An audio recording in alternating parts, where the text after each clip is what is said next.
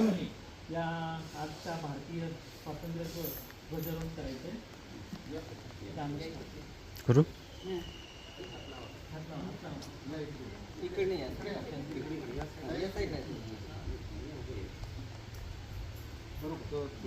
झेंडा दिसतोय का बघा, मागे जावा, झेंडा दिसला पाहिजे.